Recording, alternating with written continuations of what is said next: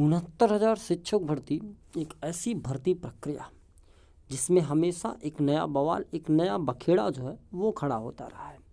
एक बार फिर से एक नया बवाल, एक नया बखेड़ा हम आपसे चर्चा करेंगे, आपको बताएंगे पूरी खबर, पूरी अपडेट करेंगे, किस मामले में क्या हुआ, किस प्रकार से चीज़ें हैं, सारी चीज़ें आपसे चर्चा करेंगे। तो स्वागत है आप सभी का आपके अपने यूट्यूब चैनल में। अगर आप पहली बार वीडियो देख रहे हैं तो आप वीडियो को ज़रूर लाइक करिएगा और इसके बाद चैनल से आप जुड़ जाएं, क्योंकि हम हमेशा आपको शिक्षा जगत से खबरें यहाँ पे चलाते रहते हैं और आपको दिखाते रहते हैं। तो चलिए देख लेते हैं क्या है पूरा मामला।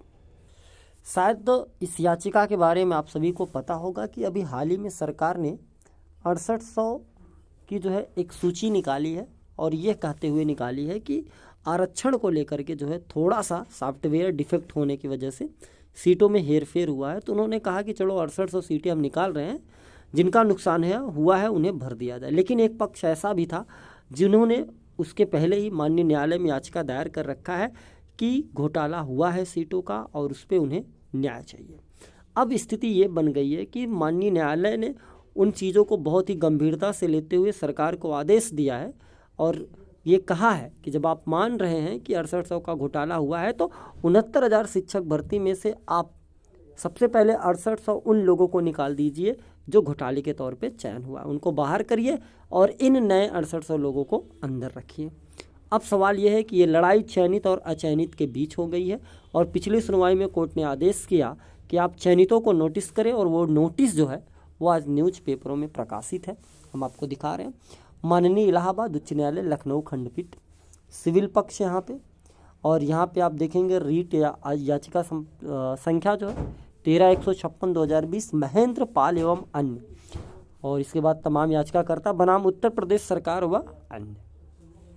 अब यहाँ से आपको थोड़ा सा ब्लर दिख रहा होगा क्योंकि आप थोड़ा सा फ्रिक्वेंसी बढ़ा लीजिए अपने उसका, वो समझ में आ जाएगा। सेवा में वह सामान्य आरक्षित श्रेणी के अभ्यर्थी जो उत्तर प्रदेश राज्य में 69,000 सहायक अध्यापक भर्ती में दिनांक 1/6/2020 और उसके बाद प्रकाशित चयन सूची में ओबीसी, एससी और एसटी के मेधावी आवंटित श्रेणी अभ्यर्थियों की रिक्तियों के विरुद्ध चयनित किए गए हैं। जबकि उपरोक्त प्राधिकरण ने माननीय न्यायालय के समक्ष उत्तर प्रदेश राज्य में 69,000 सहायक अध्यापक भर्ती में सचिव बेसिक शिक्षा परिषद द्वारा निर्गत चयन सूची दिनांक 1/6/2020 को इस आधार पर प्रार्थना पत्र दिया है कि ओबीसी, एससी और एसटी के मेधावी आरक्षित श्रेणी अभ्यर्थियों की रिक्तियों पर सामान्य अनारक्षित श्रेणी के अभ्यर्थियों का चयन होने के कारण आरक्षित श्रेणी के अभ्यर्थियों को उत्तर प्रदेश आरक्षण नियम 1994 धारा 3(1) और 3(6) के अनुसार प्राप्त पर्याप्त आरक्षित प्रतिशत से वंचित किया गया है, जिस पर माननीय न्यायालय ने अपने आदेश दिनांक 22/3/2022 द्वारा मामले में अंतिम बहस हेतु दिनांक 25 अप्रैल 2022 को निर्धारित किया है। अतः आपको आदेश दिया जाता है कि आप दिनांक 25 माह अप्रैल सन 2022 ईस्वी या लिखा है को यह उससे पूर्व उपस्थित होकर कारण बताएं कि प्रार्थना पत्र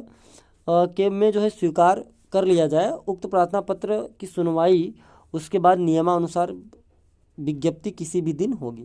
विवादित हो कि आप ऊपर लिखे गए दिनांक या उससे पहले स्वयं अथवा किसी एडवोकेट या ऐसे व्यक्ति द्वारा जो आपकी और आपके कार्य करने की कानून अधिकृत हो उपस्थित हो तथा प्रार्थना पत्र की सुनवाई और निर्णय आपकी अनुपस्थिति में हो जाए, मेरा हस्ताक्षर, ये तमाम चीज़ें हैं।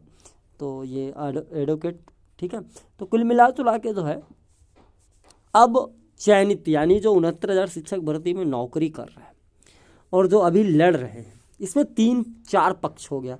एक तो 69,000 में जो सिलेक्टेड कैंडिडेट है वो, दूसरा जो चयन नहीं हुआ है जिनका वो, तीसरा सरकार, और एक और पक्ष है जिनका 6800 सूची में नाम है।